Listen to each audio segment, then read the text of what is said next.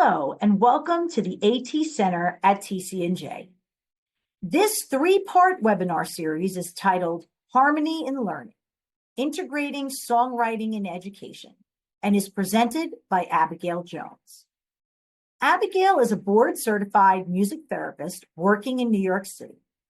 Throughout her practice, she has worked with individuals from birth to death while in medical, educational, memory care, and mental health settings.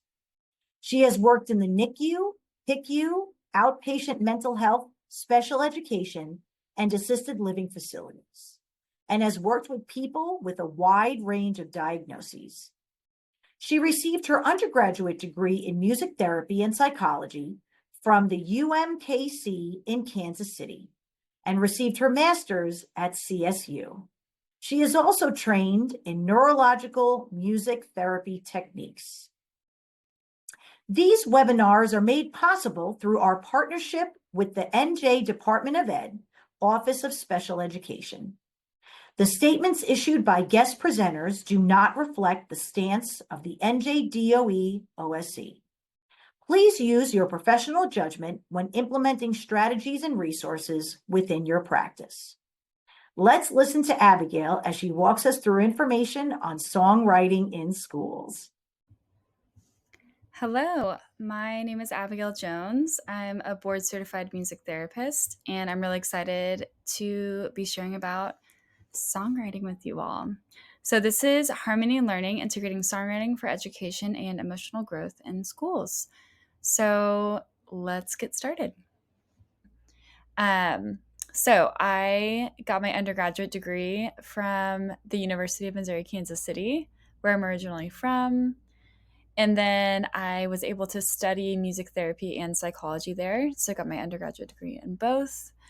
And then I completed my internship at Children's Mercy Hospital in Kansas City, which was a really wonderful experience working in the medical setting, using music as a therapeutic tool. And then after that 6-month internship, I got my master's degree at the Colorado State University. And I did that online during COVID, but it was such a wonderful experience and really focused on music and the brain. Overall, my experience, I've been practicing as a board certified music therapist for 6 years. I became trained in neurologic music therapy in December of 2023, and then also began sound training in spring of 2024. So using sound as a therapeutic tool as well. I worked with a lot of different populations. So I was lucky to start with an amazing company in the Chicago area. I used to live there and I was contracted out to different facilities. So got a lot of experience there in special education, working with traumatic brain injury, NICU, PICU, oncology, special recreation associations, hospice, procedural support, dementia, schizophrenia, Alzheimer's, stroke, mental health, substance use, and wellness. So from birth to death, I've been able to use music to help others, which has been such an incredible experience in my short 6 years being a music therapist. Currently, I work at the Academy of Hope. It's called iHope. We're in Midtown, and we're a specialized nonprofit school in Midtown, New York. And our students have brain injuries or brain-based disorders, so there aren't any typically functioning students at our school. And so I have a wonderful opportunity of collaborating with different providers, teachers, paraprofessionals, and I come and do group music therapy. I do individual sessions with students. And then I also do work on the side where I work individually with older adults with Parkinson's, aphasia, and I also do sound baths as well. So working with sound as therapy. So doing all that right now. So it's a busy but really fun time here in New York. Also, I have a dog, so you might hear her as she walks around. Okay, so to get started, I wanted to just talk about music therapy, what it is, just to help you better understand my perspective and like where I'm coming from, and then sharing this knowledge and what I've learned as a music therapist and carrying it over into whatever space that you are in. So, a definition from the American Music Therapy Association is on this slide. I won't read through it, but we'll leave it up for a little bit for you to read.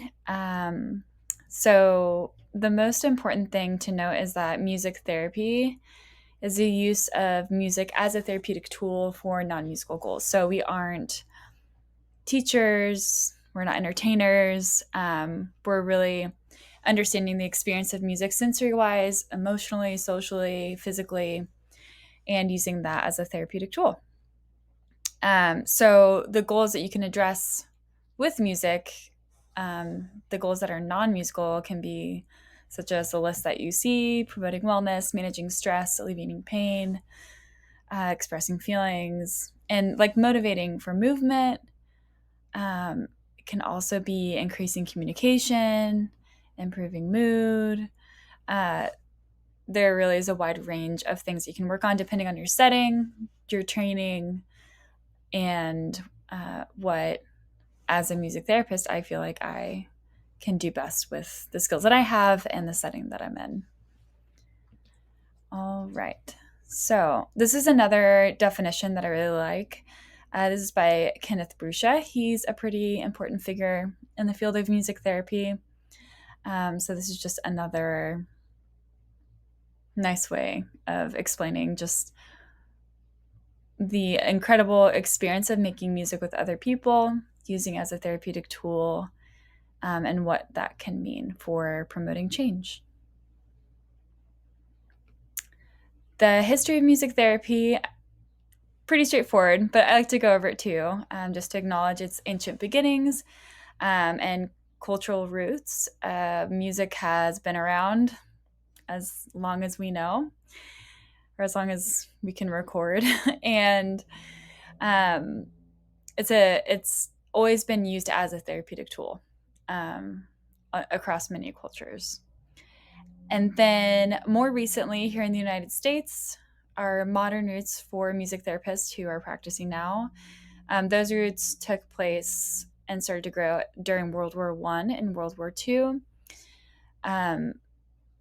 People were coming back from war with PTSD and many symptoms, and they'd bring musicians in to help alleviate those symptoms and to promote relaxation and to help heal from that emotional trauma and physical trauma. So just noticing that the impact that those musicians had, that's when universities started to form, create programs, and legitimize music therapy as a career here in the United States. So with that came the establishment of formal training. In 1944, Michigan State University launched the first academic program in music therapy. And this really set the foundation, and so many other universities too, set the foundation for where we're at today.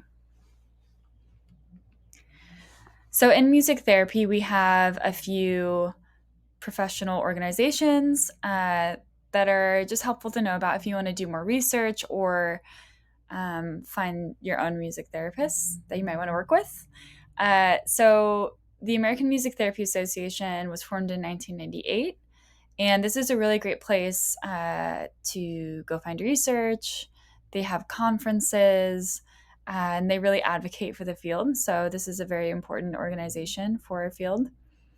And then the Certification Board for Music Therapists.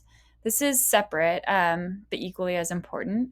And this helps strengthen the credibility of what we do. And to become a music therapist in the United States, you have to take an exam, and that's done through CBMT. So once you do all your undergraduate coursework, then you do your internship, then you take the board certification exam through CBMT, and once you pass, then you can practice music therapy.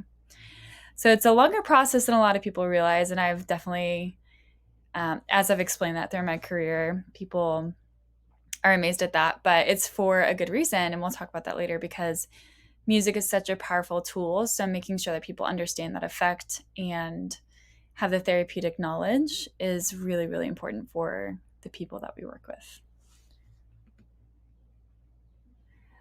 So, like I said before, populations can be birth to death.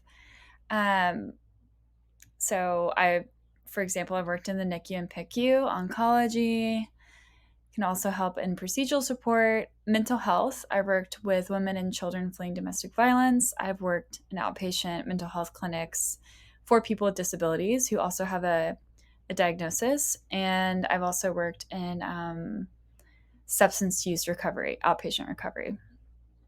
And then you can also work in physical rehab, memory care. I worked a lot in memory care over COVID, virtually, which was crazy. I've worked a lot in education, and that's where I'm at currently. IDDD, and then hospice as well, which I've also been able to do a lot of. So with music being used as a therapeutic tool for non-musical goals, you can really touch on most domains. So cognitive, social, emotional, physical, occupational, and spiritual. So that is a great reason why music is such a great tool. If you are a music therapist or an educator, I think we all understand how helpful music can be. And even where I'm at today and the different places that I've worked, I have seen music used everywhere. And so I think that speaks to this innate understanding that it can address a lot of things at once. So I touched on this a little bit, but just think it's helpful just so you understand where I'm coming from. And if you come across any other music therapists, you can have a better understanding of what they do. So only people who have completed the following can become a music therapist. So if they say they're a music therapist, but they didn't do these things, then they are not. And if you're looking to hire someone or anything, just make sure that they have MTBC by their name. So you have to complete undergraduate degree at an accredited school. And throughout this time, you do fieldwork placements. So at my current job, I have fieldwork students that come and learn from me. And each semester you go to a different site and just kind of gather knowledge of how music therapists work and how to work with different populations. And then after you're done with most of your coursework, you do a post-study internship. This can be 6 to 9 months. Mine was 6 months because I was there 7 days a week. But if you do 3 days a week, then you can stretch it out to 9 months. And you're basically working as a music therapist under supervision. And you need to get 1,200 hours total. So being able to do that at the Children's Hospital was really neat, just getting to know the floors and the staff and working with different types of kids at that hospital. And then after you do your internship and you pass and do all the projects and make sure everything is done, then you can take the board certification exam. This is an all-encompassing exam that is required after internship. So you have to pass to become a music therapist. So if you don't pass, you cannot be a music therapist despite doing all your coursework and your internships. So it's a really big deal when you pass and a huge relief. Okay, so what I wanted to bring you all today was just how to use the profession of music therapy and help it inform maybe how you might implement music into whatever you are doing. So I did just want to note that being aware of how music is inherently emotional, motivational, influential is really important to understand. And that's why I'm really excited to talk you through some important things today. And then having this deeper understanding will help you avoid harm, and then also hopefully help promote engagement and learning and encouragement and, reaching goals in whatever area you're working in. So being a communication partner is also really important. I think I've learned a lot about this with AAC users, but again, I feel like just learning how to be present and help someone through an activity, being like a co-learner with someone, the skills that I've learned in being a communication partner has been really helpful. So if you are working with someone who is an AAC user, whether it's light tech, which is picture symbols, mid tech, we're using switches with like a battery device that has a voice output, or if you're using high tech, such as an iPad or an eye gaze device. Um, you can do partner assisted scanning where you're scanning through options, pausing, giving wait time, giving a couple, 2 to 3 options at a time, and the option for something different. So, using these different things in the music experience just to make sure that it's an accessible thing, that it's what the student or whoever you're working with really wants. And so, yeah, I just wanted to note the importance of that.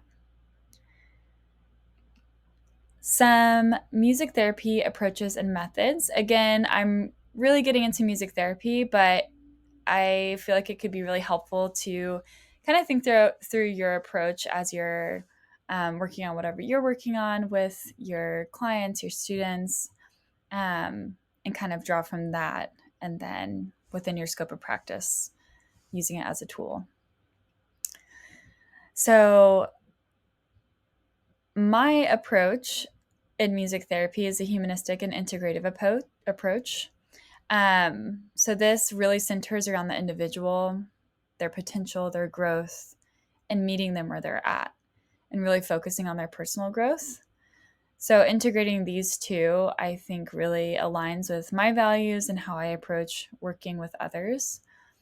And then also integrative, I use there are many different avenues of music therapy that really have a different lens on the role of music. And I find value in a lot of them. So I like to use an integrative approach to, draw from, depending on what person I'm seeing, what makes the most sense, what the setting is, and then start to implement those techniques, whether it's neurologic music therapy or using more of an improvisatory approach. That'll depend on what my assessment is and what the needs are in the moment. So some methods that music therapists use is improvisational. So this can be making music spontaneously, where the therapist helps lead, but the clients really can take the lead in this experience, expressing themselves through improvised sounds. So you can do this with or without instruments, whether you're musical or not. And then this can help foster communication, self-expression, and emotional exploration. There's the receptive method, and so that's listening to and responding to music selected by the therapist or client. And this is used to evoke emotion, allow for some processing, and can also promote relaxation. And then there's a compositional method. And so this is writing a song. So a little bit than improvisation. You're just like there in the moment, but compositional, you're really thinking through the structure of a song and creating musical pieces, which can help someone organize their thoughts, their emotions, and do that in a creative and safe way. And then there's recreative. So with this method, you're learning or performing pre-composed music, which can boost confidence. So they're already familiar with, a specific song, and then they can recreate it in their own way. And that's like a really fun way to interact with music. And if you're not super musical, that's a really easy route to creating something new, but not having to write a song from scratch. So some music therapy informed activities in education. So I already spoke on this a little bit, but just as I'm talking about these things as I'm talking through things that I do as a music therapist trained in a therapeutic way, just keeping in mind, like staying within your scope of practice. So if there's anything that comes up emotionally, making sure that you're connecting with appropriate staff that are trained to address psychosocial needs and psychotherapeutic needs. So, but these things that I share, and if you're using music already, addressing attention, memory, regulation, and communication, and like certain behaviors, that's okay. But just understanding how music is such a powerful tool. So it can bring up things. So that might happen during music making. So just keeping that in mind and having a plan. And then just understanding how music is powerful, and can be powerful in a negative way too. Music's not always positive. So, if you have a really terrible experience with a song that everyone associates as like a happy song, and you hear that song during a class, then that could trigger an emotion. So getting to know whoever you're working with before you engage a lot with music in like a more targeted way is really important. And then again, if anything comes up, having someone go to a counselor, a therapist, a social worker who is trained in working with those needs. All right. Thank you for joining us. Are you a New Jersey educator looking for support or professional development tailored to your district's assistive technology needs?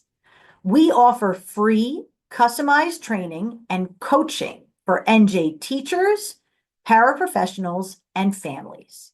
From hands-on workshops to individual classroom support and small group facilitation, we're here to help. Visit us at atcenter.tcnj.edu to learn more. Have a question? Contact us anytime at atcenter@tcnj.edu. Please like this video, leave us a comment, and subscribe for more content on all things assistive technology.